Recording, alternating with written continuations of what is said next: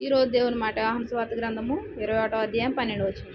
చేపలు అంత విస్తారంగా పడినను వల పీగలలేదు. చూడండి, దేవుడు ఇక్కడ చేపలు విస్తారంగా పడులాగున ఆజ్ఞ ఇచ్చాడు ఆయన. ఇది మనందరికీ తెలుసు.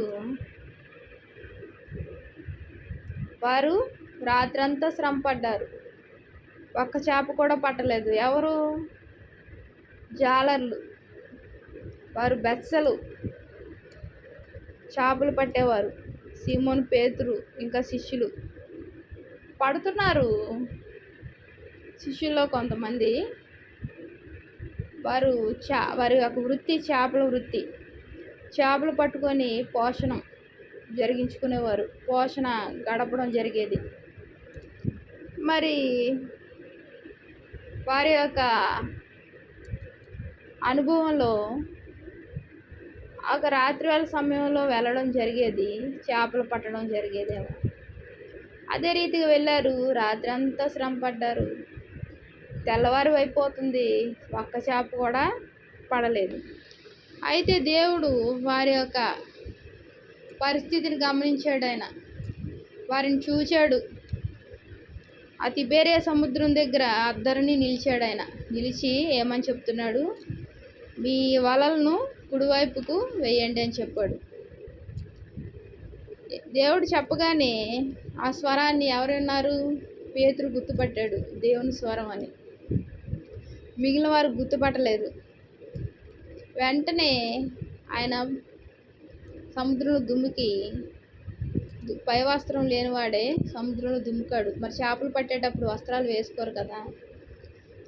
అదే రీతిగా దేవుడు చెప్పినట్లు వారు కుడి ప్రక్కన వేసినప్పుడు చేపలు విస్తారంగా పడ్డాయి. ఎంత పడ్డాయి అంటే వల పిగలలేదంట, విస్తారంగా పడినప్పటికీ. మరి ఎంతగానో ఆశీర్వదించాడు. ప్రియమైన నా సహోదరి సహోదరులారా, అయ్యో ఏమీ లేదు, అయ్యో పరిస్థితి ఎలా ఉంది, అప్పుల సమస్యలు, ఈ కష్టాలు, అనారోగ్య సమస్యలు, ఇబ్బందులు అని మనం సతమతమైపోతూ ఎంతగానో ఇంకా బాధను ఎక్కువ చేసుకుంటూ ఇబ్బంది పడుతున్న పరిస్థితులు. మరి మన భారాన్ని, మన సమస్యలను ఆయన మీద వేస్తే, ఆయన మాట వింటే, దేవుడు చెప్పిన మాట వారు విన్నారు. ఏం విన్నారు? కుడి ప్రక్కన వేశారు. మరి మనం కూడా ఆయన సన్నిధికి వెళ్ళి ఆయన ఏమన్నాడు? ఆజ్ఞను పాటించమన్నాడు. ఆయనను అనుసరిస్తూ ఆయన కృపను కోరుకుంటే ఆశీర్వాదాలు సమృద్ధిగా ఇచ్చే దేవుడు ఆయన. వల పిగిలిపోలేదు, చేపలు అంత విస్తారంగా పడినప్పటికీ. ఆయన ఇచ్చే ఆశీర్వాదము ఎన్నటెన్నటికీ అది నిలిచి ఉంటుంది, శాశ్వతమైన ఆశీర్వాదం. మరి అన్ని ఆశీర్వాదాలు ఉండవా సహోదరి అంటే, దేవుడిలో ఉన్న ప్రతి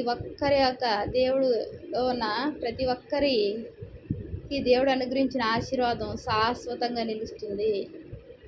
ఆయన కృపలో నిలబడిన వారికి అది ఎప్పటికీ తొలగిపోదు. మరి ఇది మనం గుర్తుంచుకోవాలి. వల పిగిలిపోలేదు. దేవుడిచ్చేది ఎంతో ఆశీర్వాదంగా, సమృద్ధిగా, ఆహ్లాదకరంగా, సంతోషంగా ఉంటుంది. దేవునికి వందనాలు. ప్రార్థన చేస్తున్నాం. మహాప్రేమగల తండ్రి, కృపగల నాయన, నీకు ఎన్నో వందనాలు, స్తోత్రాలు. నీ బిడ్డలైన వారికి ఇచ్చిన ఆశీర్వాదాలు ఎన్నటెన్నటికీ నిలిచి ఉంటాయి తండ్రి. అటువంటి గొప్ప ఆశీర్వాదాలతో వాక్యం వింటున్న నన్ను, మమ్మలను, మా కుటుంబ సభ్యులందరినీ నింపుతూ తండ్రి నాయన సర్వ సమృద్ధితో పోషిస్తున్న విధానాన్ని బట్టి వందనాలు చెల్లించుకుంటున్నానయ్యా. తండ్రి నాయన నీ వైపు చూసిన వారికి ప్రభువా తండ్రి, సిగ్గుపడే వారి యొక్క జాబితాలో ఉంచవయ్యా. ప్రేమించే దేవుడు అయ్యా తండ్రి, సకల ఐశ్వర్యములు అనుగ్రహించే దేవుడు అయ్యా. నీ కృపను బట్టి వందనాలు చెల్లించుకుంటూ నా ప్రభుని ప్రియరక్షకుడు అనే యేసుక్రీస్తు వారి నామంలో అతి వినయంగా బ్రతిమలాడి వేడుకుంటున్నాను తండ్రి. ఆమేన్. Praise the lord.